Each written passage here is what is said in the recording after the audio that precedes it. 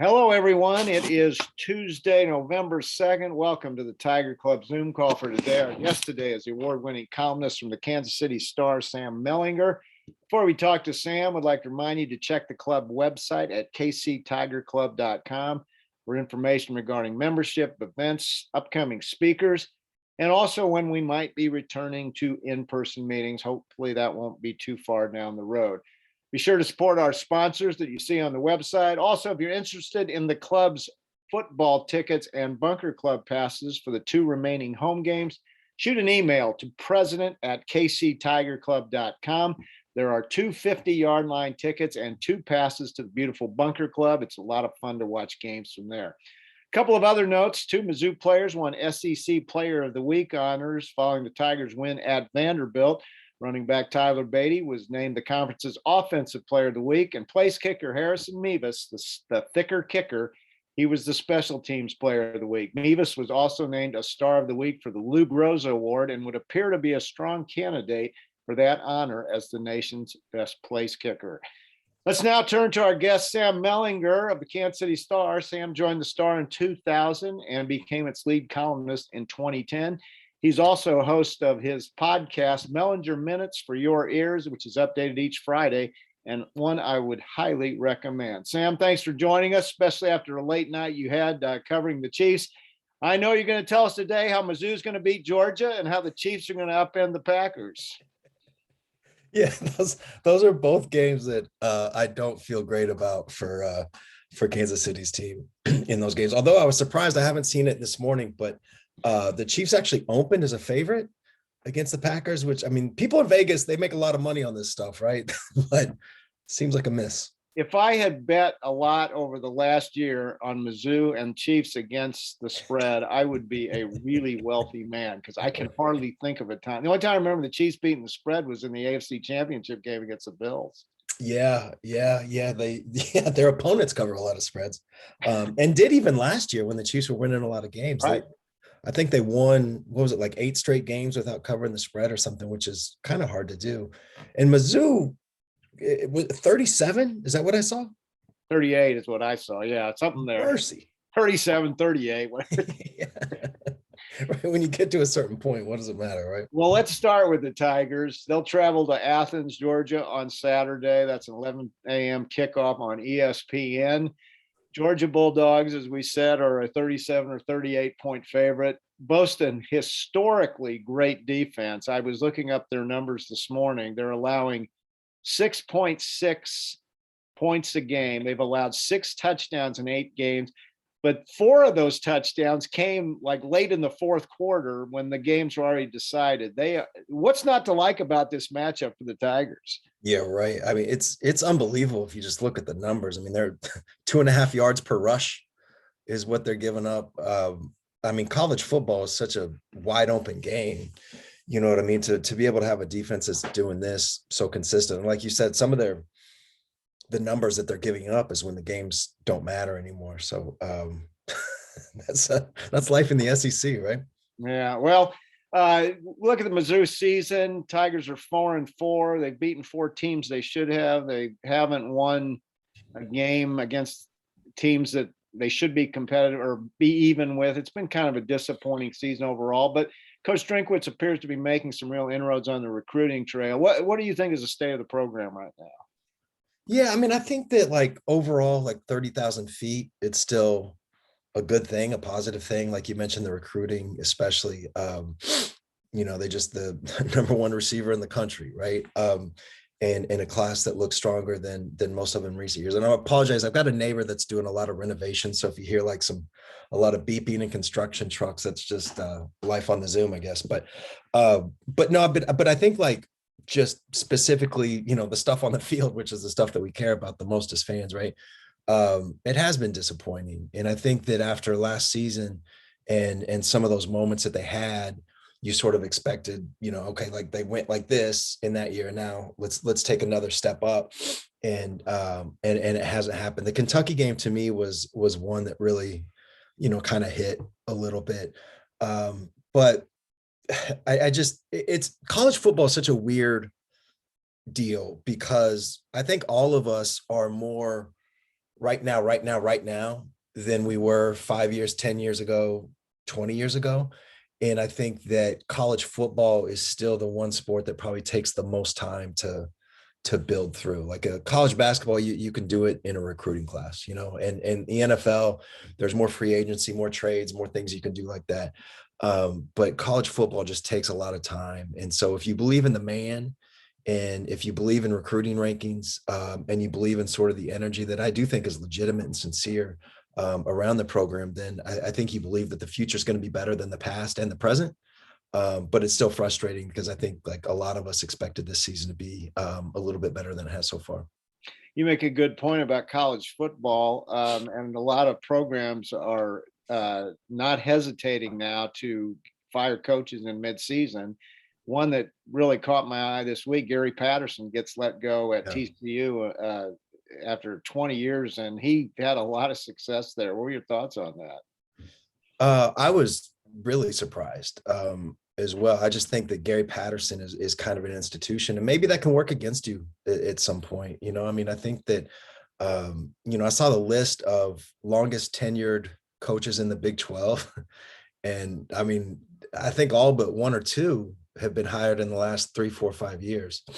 20 years is like 6 lifetimes in college football as a head coach. So I think, I mean, his legacy, I know that's an overused word, but I think that stuff matters to the athletes and coaches that are involved, and that's secure there at TCU. But yeah, I mean, it's just, if you get certain schools, if you get on the wrong side of the wrong booster, if you lose the wrong game, they want you out, depending on where your buyout's at. So I was really surprised. I think he's a hell of a coach. I'll be interested to see where he goes, where he lands.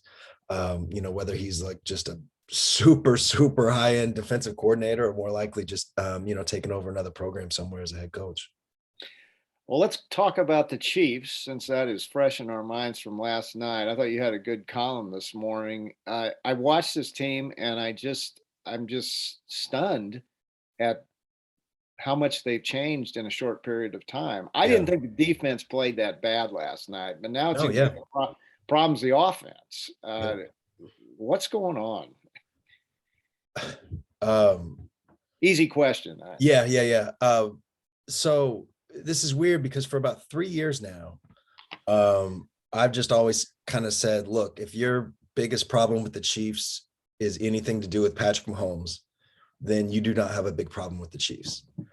But I don't know if that's true anymore, because I mean, that Tennessee was the worst game that he's played as a pro. And I don't think it's all that close.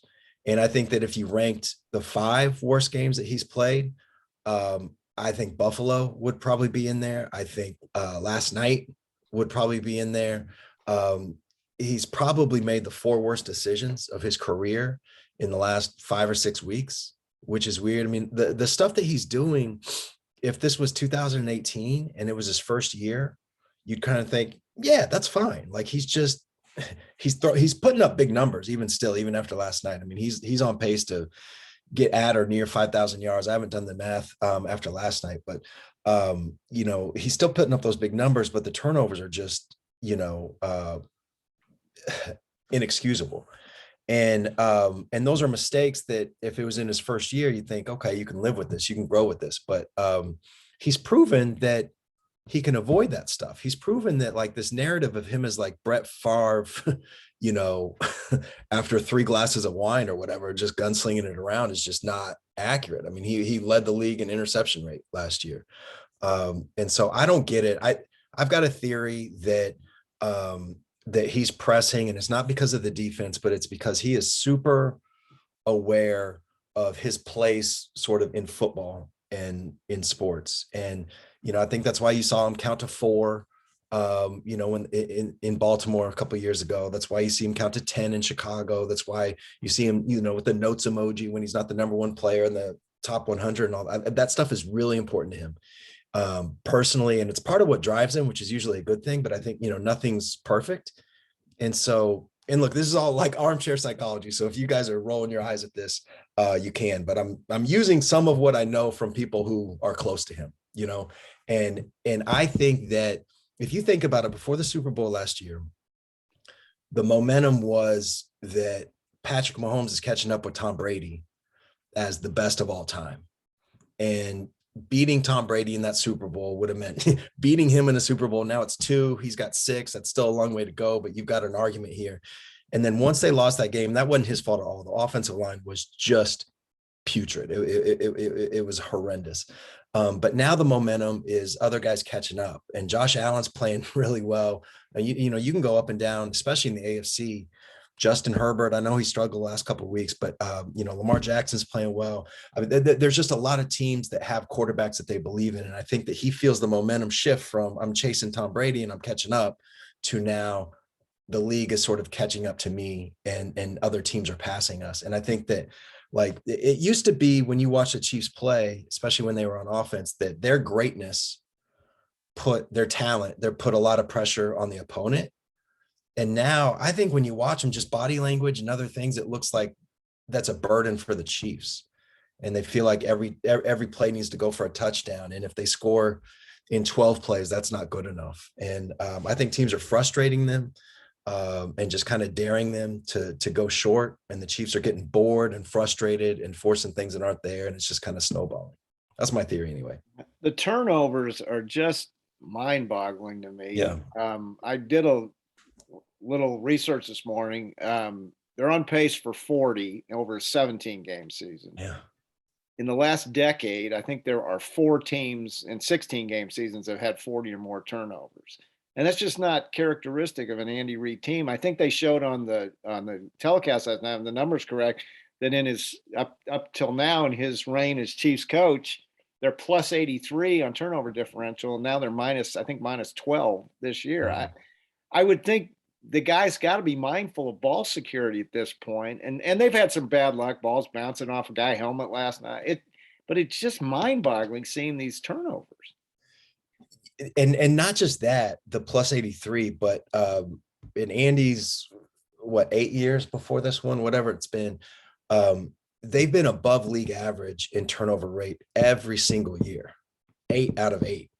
And I mean, you guys know like how inconsistent everything is in the NFL, especially turnovers a lot of times.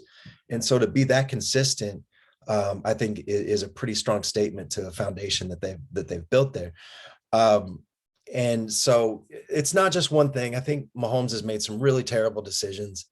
And I think he's also, I'm thinking of a throw, I think it was toward the end of the Chargers game to Kelsey, and they just misread it. He's taken some chances that maybe he didn't in the past. And you're right. Like, 2 of those interceptions have bounced off Tyreek Hill's hands. And Marcus Kemp was wide open on another one, and it bounced off his shoulder pad.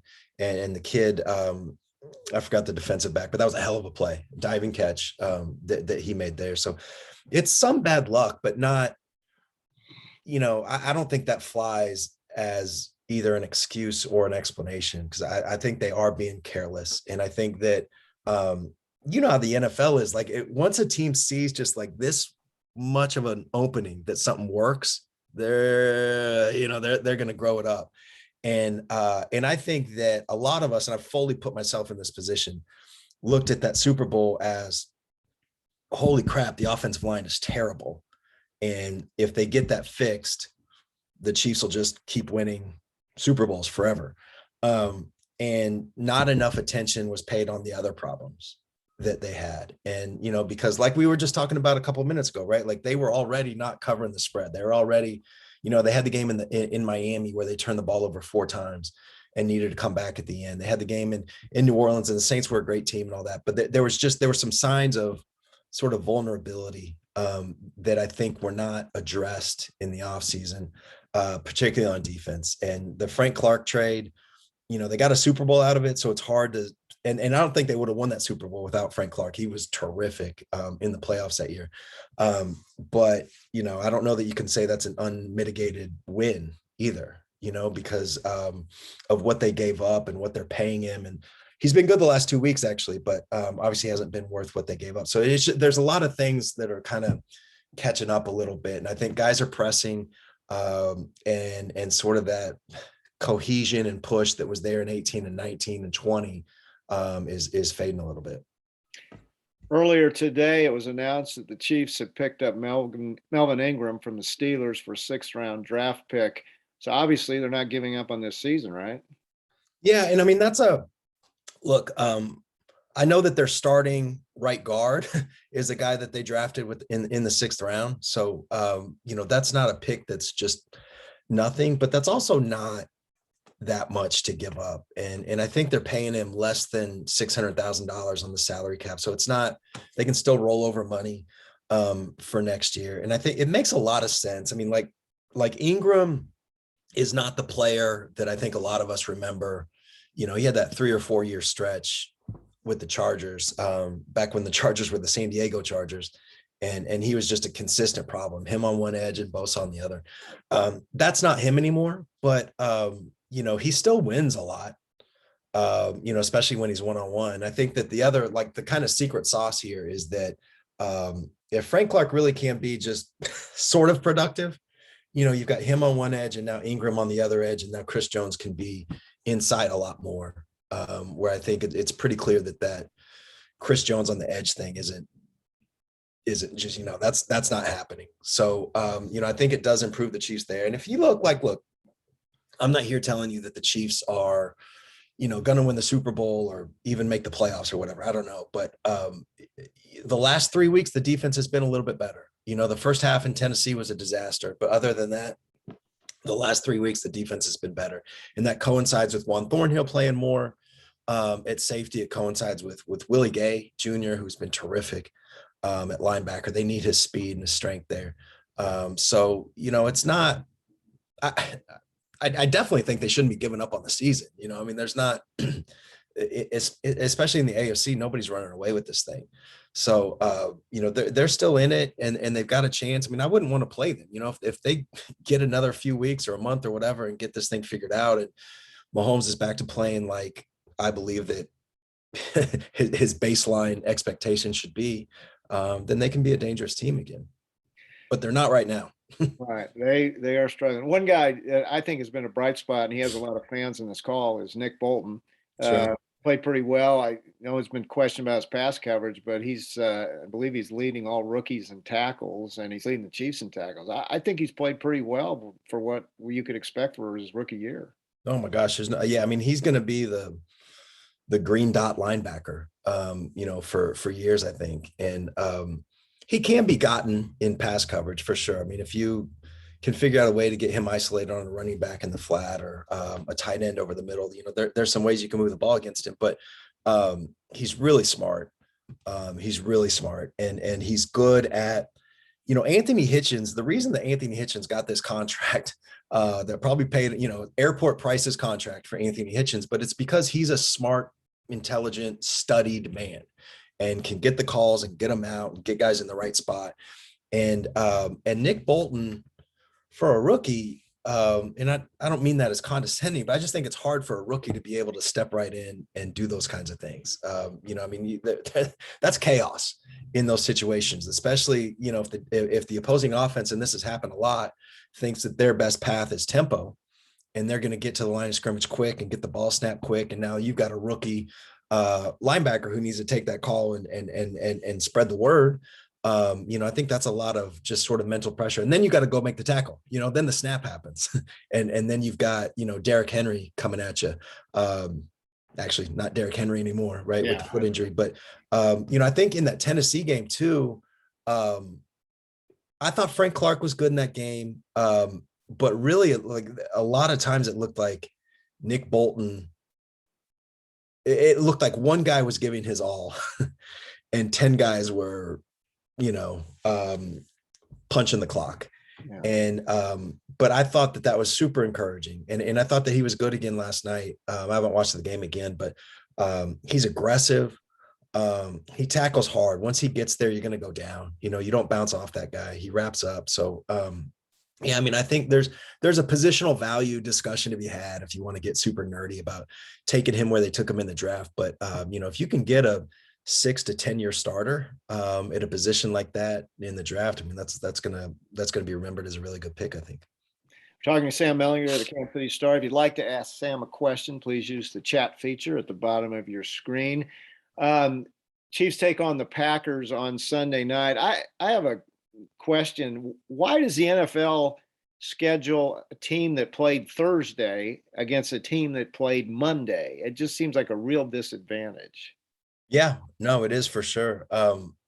The the short answer is just like schedules are hard. And every few years it seems like somebody like Peter King or whatever like does a deep dive into it's a couple that kind of makes the schedule out like at their kitchen table. And there's a million different factors that go into these things.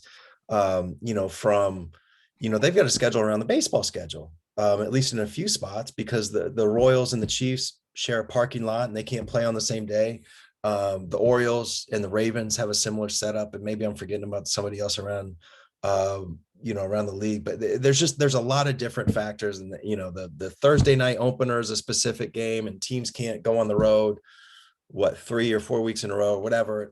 If you go overseas, then there's certain considerations. So it is a disadvantage for sure for the Chiefs, but I think that it's one of those things. Nobody's doing it on purpose. Like there was a few years ago. Remember the stretch where when Brady was still in New England and the Chiefs played in Foxborough, something like 3 or 4 years in a row. Right. And I remember like we had to run stories on our website like fairly often about how this is not a conspiracy to protect Tom Brady. It's just a matrix that spits out, these games and the location. So that doesn't address specifically what you're talking about here, the Thursday, Monday thing. But it's just, there's a million complications that go into these things. So I usually just try to, sometimes you win them, sometimes you lose them. Well, the Chiefs face a real gauntlet over the next 3 games with the Packers, the Raiders, and the Cowboys. And I got to think, though, if they get through this stretch, they'll have a bye week, and then on their last 6 games for them are divisional opponents, and maybe they can salvage this thing. They are, you guys probably know this, but they are the only team in the league without a losing team on the rest of their schedule. Right. And the hardest part of it comes now. You're right. And I think it's likelier that they go into that bye at 4-7 than it is that they go 7-4. I think it's likely that they go 4-7 than it is 6-5 even. They're going to have to earn this. I think the Cowboys, the Rams are terrific, but Cowboys might be the best team in the league. For them to win that game without their quarterback, and the Packers just beat the undefeated Cardinals and the Raiders. I like to make my Raiders jokes, but they're winning games, So this is an absolutely it's a brutal stretch, but it's a defining stretch. You know what I mean? Like it's if they come out of this 7-4 or even 6-5, I think okay, because even if the Chiefs are a wild card team, you think anybody wants to play the Chiefs in the playoffs as a wild card team, because at that point they will have figured some things out to get to that point. You know what I mean? And so, but if they're 5-6 or 4-7, then I think we're starting to play defense against some like real, I shouldn't say playing defense, but just be on the lookout for some real like foundation cracking problems inside the locker room. Sam, I want to get to a couple other topics before we get to the questions. And I listened to your podcast Friday. I thought it was a really cool story about the new stadium for the women's soccer team, known as the Current. You know much background on that? The couple that owns the team, I don't know who they are, but they're willing to make that kind of investment. It's really a cool thing for the city. Yeah, I think I've said this like in some of the other times that you guys have been nice enough to have me, that I always try to remember that we don't know these people, like athletes in the locker room, when we used to be able to go into the locker room, coaches, like we can feel like we have some idea, but we don't know these people the way that we know our friends, or whatever. And I always try to keep that in mind. That said, Chris and Angie Long are, I have nothing but evidence that they are next level impressive and not just smart, that goes without saying, but ambitious and committed, and not just committed, but committed to Kansas City. This is anecdotal, so take it for what it's worth, but I've got a friend, and I remember like we've gone out to dinner, like couples friends, right? Like, and we've gone out to dinner a few times, and he's just, every time he's just raving about his work, you know, and he just loves his boss and like all this stuff. And when Chris and Angie bought that team, he texted me. He was like, "That's my boss." And like, I mean, for years he's been telling me about how incredible these people are just as humans and all the things they do, you know, in the community and for the people that work for them, and all those things. And I've gotten to know Chris and Angie a little bit, and I don't have anything other than confirmation of that. So I mean, just a little background, that they've made a ton of money. That it's called Palmer Square Management. I think it's basically, you know, an investment firm. They manage something like 15 to 20 billion dollars, something like that, in assets. You know, they met at Princeton. He played basketball there. She played rugby there. She's from here. She grew up in Kansas City. I forgot exactly. I think Shawnee Mission East is where she went to high school. And they bought this team in part because, I mean, they're a sports first family. They got 4 kids that are all heavily involved in sports. And they thought that Kansas City deserved this team. And they thought that, you know, women's sports, I mean, I think it is having a moment, you know, if you look at revenues and TV ratings and all these things, I mean, it's growing and growing. But just to buy it, and, you know, to say privately funded $15 million training facility for a women's soccer team, I mean, literally unheard of in the NWSL. Nobody else has done that. And then $70 million privately funded for a stadium. You know, I think it's more downtown adjacent, right? But Berkeley Park, Riverfront. I mean, that's nobody's ever done that. So they're really putting their money where their mouth is. They look at this as a good investment. And I mean, I think it's terrific, man. I really do. I think that Chris and Angie are really good for Kansas City. And I think there's some of these people that make Kansas City, at least I think, and I think everybody on this call would probably agree, but just a special place. It's people like Chris and Angie. I think it's really exciting, and really looking forward to seeing that stadium. Related, what are your thoughts about downtown baseball stadium? Yeah. I mean, this is something I've wanted for years. You know, I just think downtown baseball is a special thing, and I think that it can sort of integrate and mesh with a downtown in a way that a football stadium just can't. You know, 81 dates versus 8.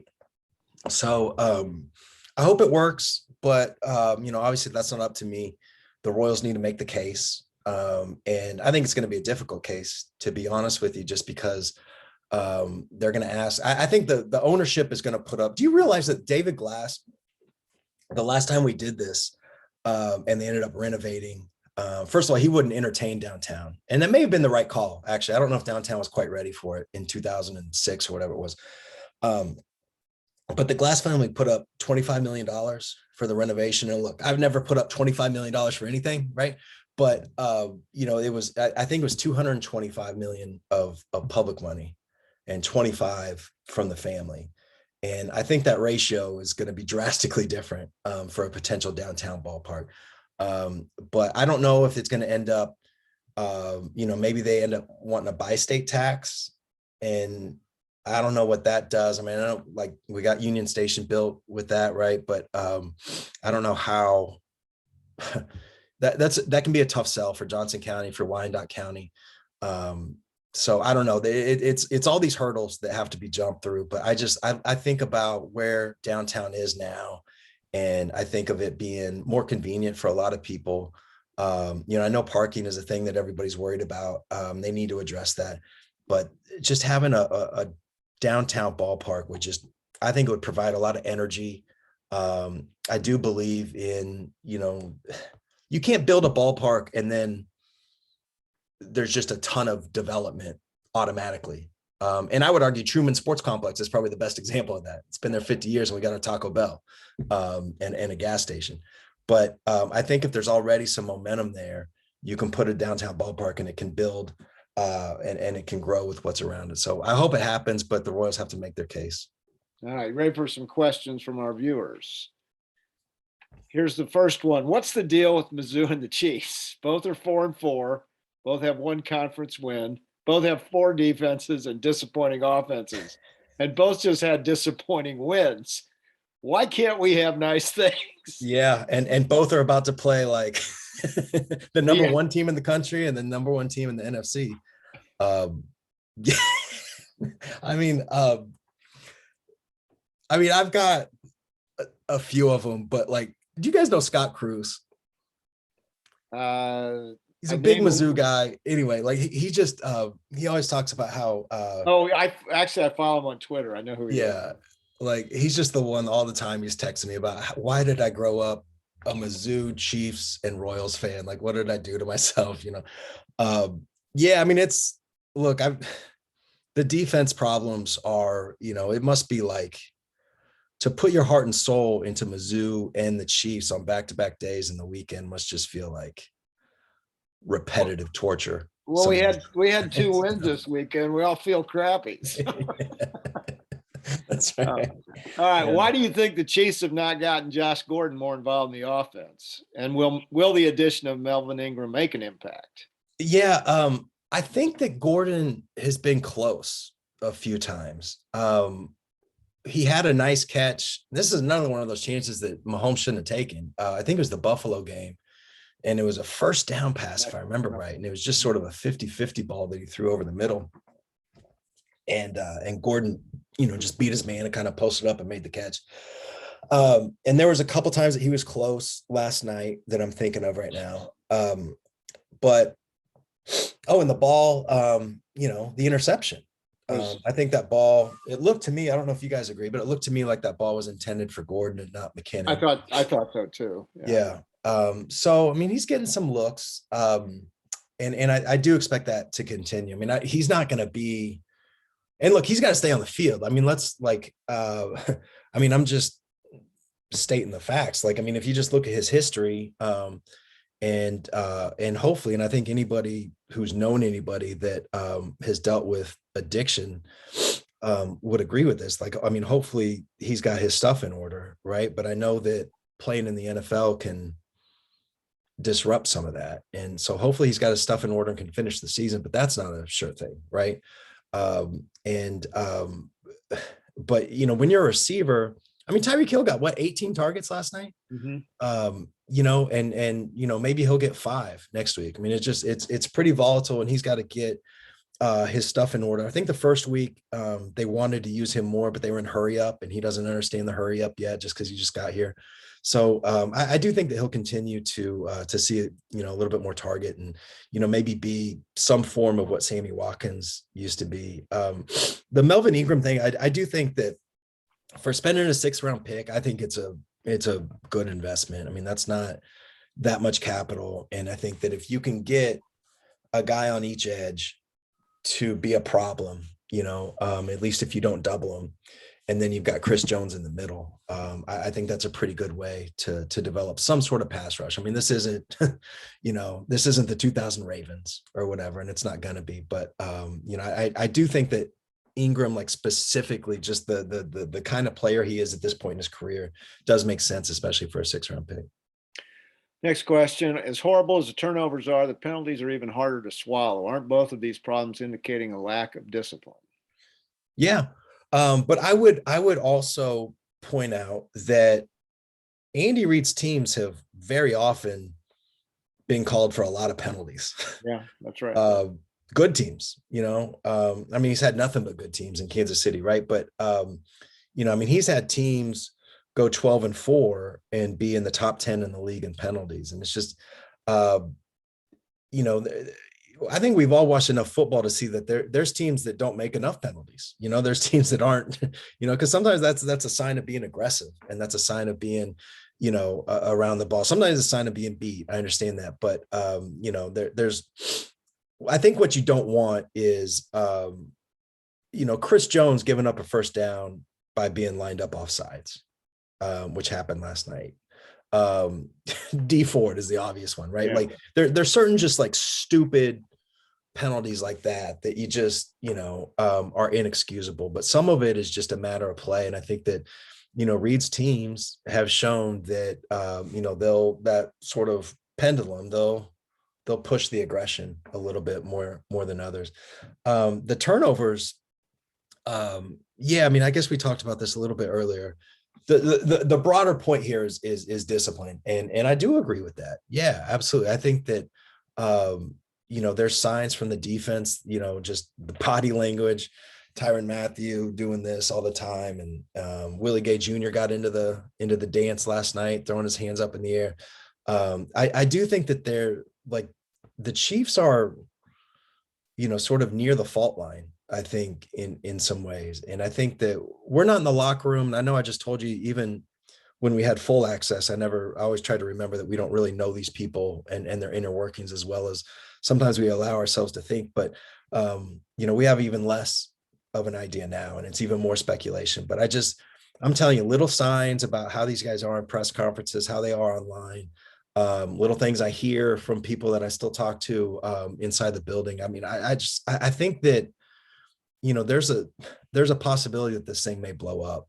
I'm not saying that'll happen. Maybe they go 7-4 now into the bye and things are rosy again. But, there's some real stuff, I think, bubbling underneath there, because this group, they won a Super Bowl and that'll last forever.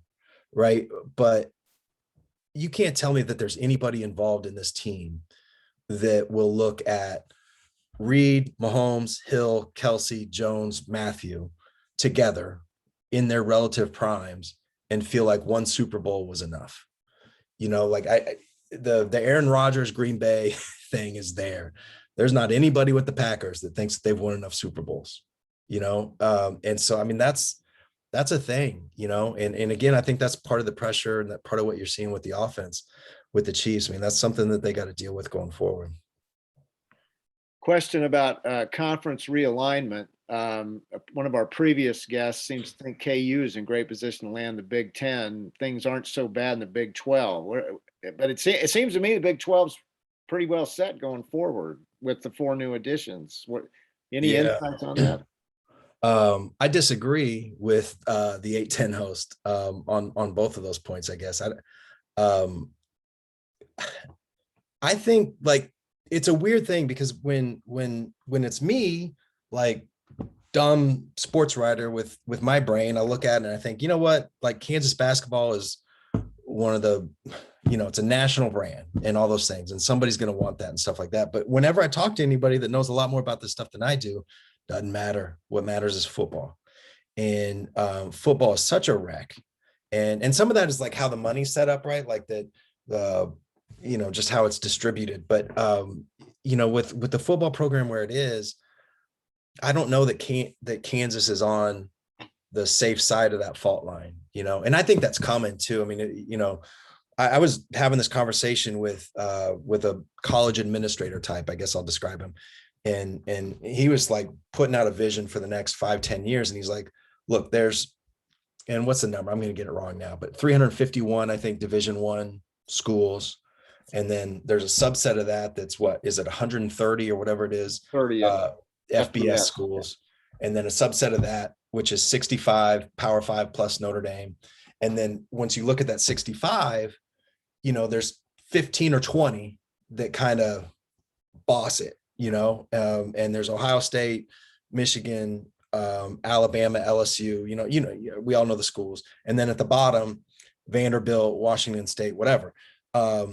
Is Kansas closer to Ohio State, Texas, or is it closer to Vanderbilt, Washington State? I think we all know the answer to that, right? So I don't think they're in good position to be attractive to another league. And I think that the Big 12 can be okay going forward. I mean, I think that they got the 4 best schools that they could get, for to expand.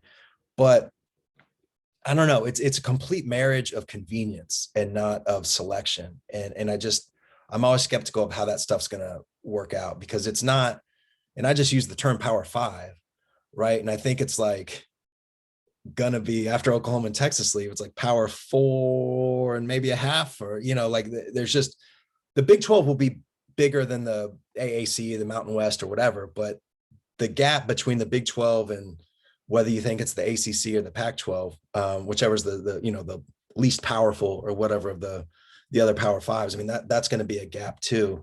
And I think that that's going to be hard. That's going to make recruiting harder.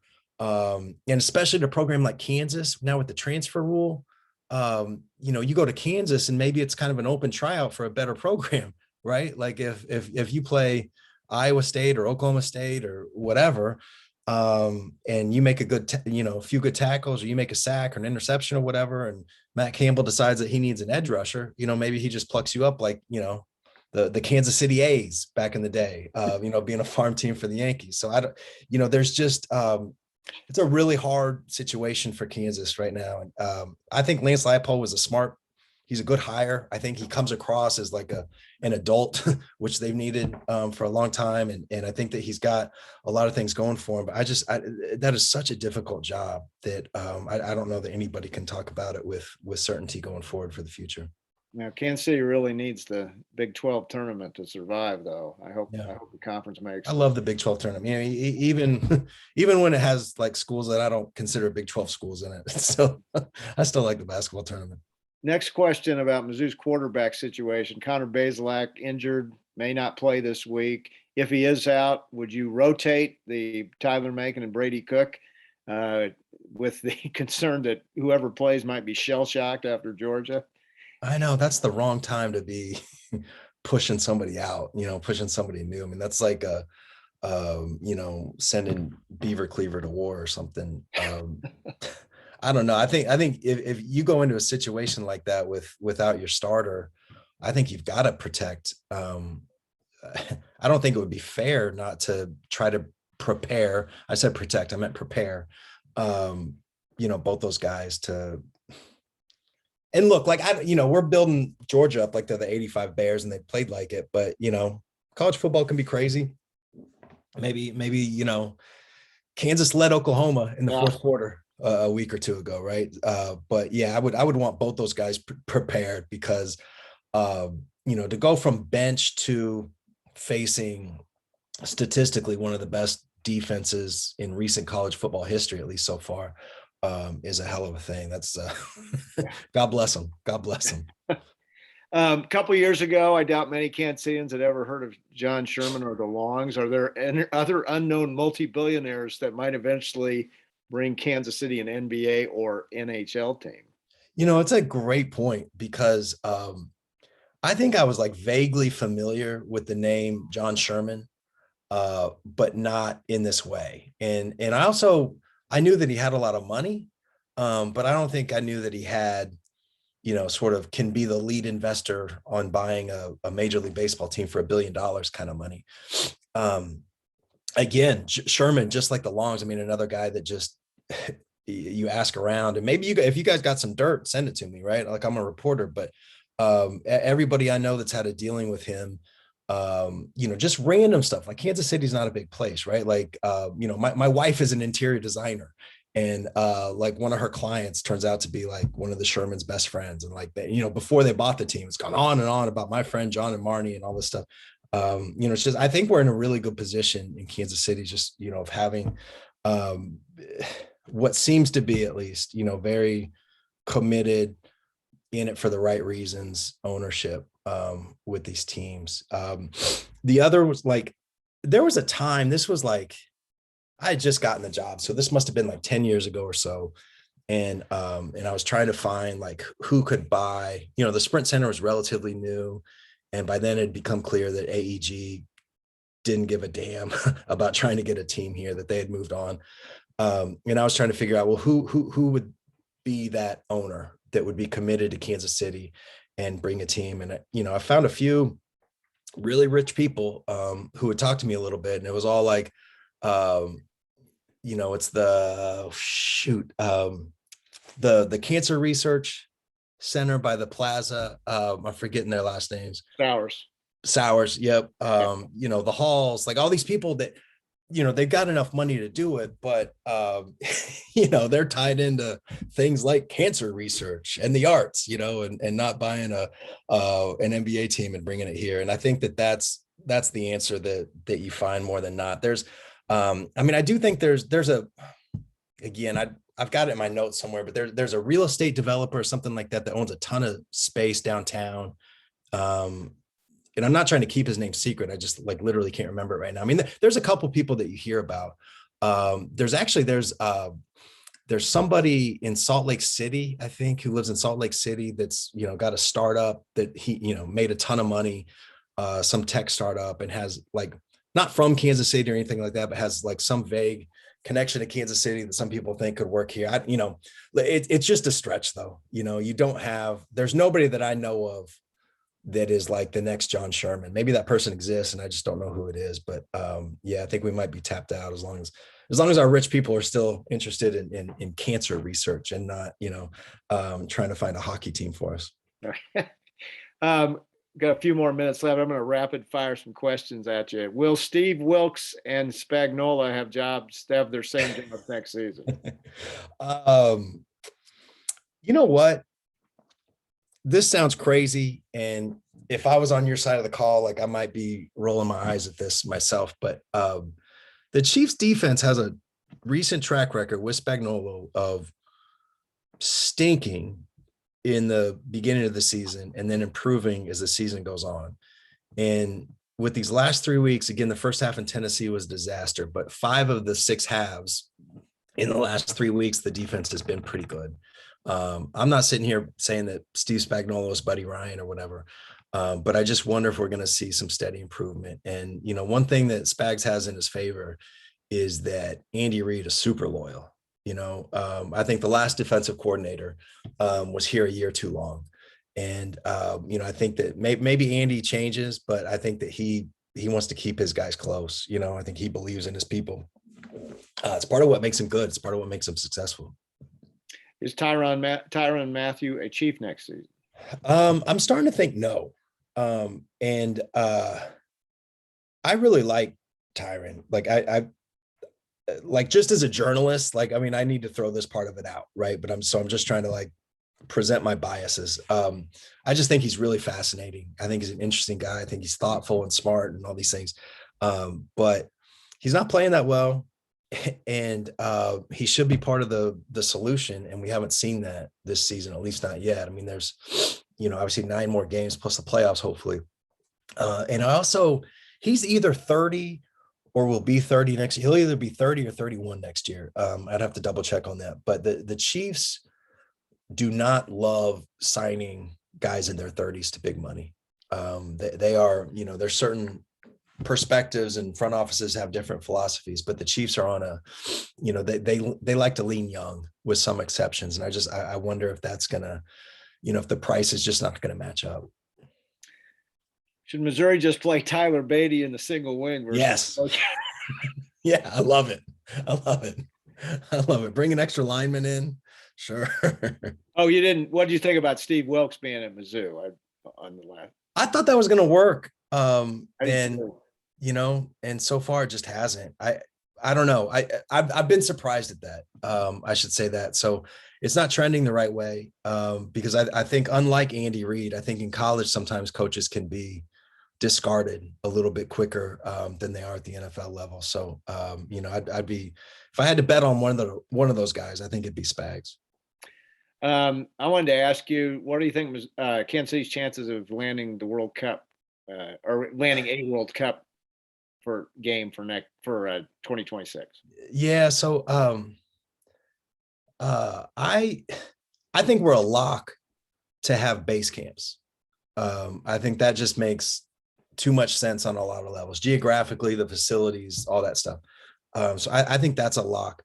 And I don't know if this is like Kansas City insecurity that's coming out, but I just wonder if FIFA looks at it and says, adorable little Kansas City, here's your base camps, be happy with that. And, because there's just little things like you hear about public transportation is really important to FIFA, human rights, like all these other factors that we don't really necessarily think about, covered seating for the stadiums, establishing new markets. If Kansas City's already has a strong soccer following, is it necessary for FIFA to come into Kansas City, or would it be better to go to Denver, or like a place where the MLS team isn't as popular? And there's a lot of factors like that. I've talked to people involved in the process who think that Kansas City is basically a lock to get games. And I've talked to people who are involved in the process that think exactly what I just said about my Kansas City insecurity about base camps, and that's it. And I've talked to people who think it's 50-50. So I don't have a great feel for it. I wish I had like a gut. I mean, I guess my gut feeling is that it'll be base camps, but I think that might be my, hopefully, because I think it would be great. Like I really do. I think it would.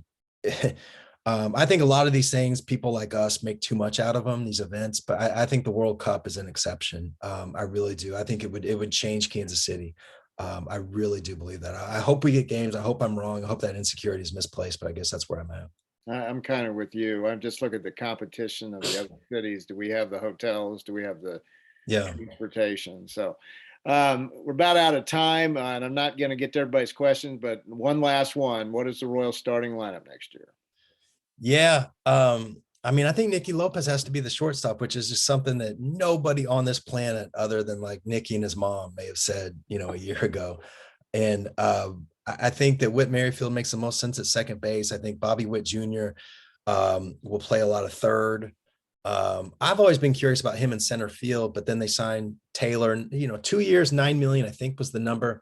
That doesn't mean that he has to play there every day. And so maybe they let Bobby Witt Jr. see if he can play center. And if he can't, they'll move him around. I think Mondesi will move around a lot. Third base, second base, outfield, DH, maybe even some shortstop. I think they might bring him back there a little bit. I think one of the more interesting moves too is where MJ Melendez fits into all of this. He had just an outrageously productive season in the minor leagues. I think led the minor leagues in home runs. He did. Yeah. And with on base and I mean, he was just outrageously productive. But the Royals have a catcher, right? They have a guy that can play that position. So I wonder, this is sacrilege in Kansas City a lot, but I wonder how much longer Salvador Perez is a better defensive catcher than MJ Melendez, if he is at this moment, because age is a powerful thing, especially at that position. And so they're going to have some stuff there where, maybe Sal does more DHing even than he did last year, which is the most that he's ever done. Maybe Sal plays more first base. Carlos Santana obviously struggled for most of last season. So I think they're going to try and work all those guys in, Melendez, Nick Prado, and Bobby Witt Jr. So they've got a lot of moving parts. I mean, I really think that Benintendi in left field is about the only guy that I would bet, if healthy, would start 120 games at a position. And Lopez, Benintendi and Lopez, and that's it. Like Whit Merrifield can move around. That's part of the beauty of it. They can handle slumps, they can handle injuries, with some versatile pieces there. It's interesting that Royals had 4 players nominated for Gold Gloves, not Lopez, so a fifth guy who was it. And overall, their defensive rating wasn't that great. So how bad were they at first and third and right field? Yeah. So part of that, I don't think Andrew Benintendi should have been a finalist for the Gold Glove. They should have had the same number, but it should have been Lopez instead of Benintendi. Benintendi's fine, right? Like, I mean, he's not a bad defender. But third base, they really struggled. Right field, they really struggled. And the metrics hate Sal Perez as a catcher. And I think defensive metrics have come a long way, but I think first base and catcher, they aren't there. I just think there's a lot of stuff that goes into those positions that aren't tracked, at least right now, by those metrics. So, that's part of it. Like the pitch framing on Sal has been horrible for a long time. That's a thing that exists. Maybe people overrate that, maybe they don't, but they've got good athletes. But Hunter Dozier is not a good defender. Left field was okay. Right field struggled defensively. First base, the metrics actually like Carlos Santana more than I think they should as a defender. But I guess the point that I'm trying to make here is, like, going forward, I think they're about to get a lot more athletic. Prado is, he's been described to me by people who watch him a lot as, and Eric Hosmer, like sort of athletic, smooth, left-handed first baseman. Bobby Witt Jr. is off the charts athletic and can play anywhere. MJ Melendez is a natural catcher, but can play. They had him at third, and I think some first base in Omaha, and maybe even some corner outfield. So they can move him around a little bit. He's got a gun, got an absolute cannon. So they've got some pieces. They've got there's enough to dream on there. I mean, their farm system was ranked number 3 in baseball. I think that was Baseball America that did that. So they've got some stuff that I think you can believe in. And, I think if it doesn't happen next year, I think maybe that, some hard questions will be asked. And of course, we all expected Jorge Soler to be the leadoff hitter for a team on the verge of winning the World Series. Yeah, right. That was an interesting trade, man. Like there were some subtle signs that he was starting to, kind of figure it out a little bit and get back to where he was, maybe at least in my memory, like 10 days, 2 weeks, something like that before the trade. And then, gosh, he's really taken off. Not a prototypical leadoff hitter, but I mean, there's nothing. I think about this all the time. I don't know if you guys do, but just how much different baseball is than the sport that I fell in love with as a kid. And I don't mean that that's not an insult. I still love baseball, but it's evolved so much. You could say the same thing about football too. But it's crazy. I mean, Jorge Soler would have been a cleanup hitter and that's it. 20 years ago, 30 years ago. And now, guy gets on base. So put him at leadoff. Yeah. Yeah. Hey, Sam, thank you. We ran a little over. We really appreciate your time. We could talk to you for a long, long time, and you and me both. Great work for the Star. And again, folks, make sure you check out his podcast. It's Mellinger Minutes for your ears, and it's new edition every Friday. It is really a must listen. I really enjoy listening to it while I'm walking the dog. So, Sam, thanks a lot. And Mark, thank you, and thanks to everybody else who joined. Thank you, guys. All right. Hey, next week we'll have Ben Arnett, the sports director of KOMU TV in Columbia, a longtime Mizzou insider. We'll be talking about the season openers for both the men's and women's basketball teams. Again, check out our website for a list of upcoming speakers. That'll include John Sunbold on November 30th and recruiting guru Danny Heidert on December 7th. Hey, folks, we'll see you next week with Ben Arnett. Everybody have a great week.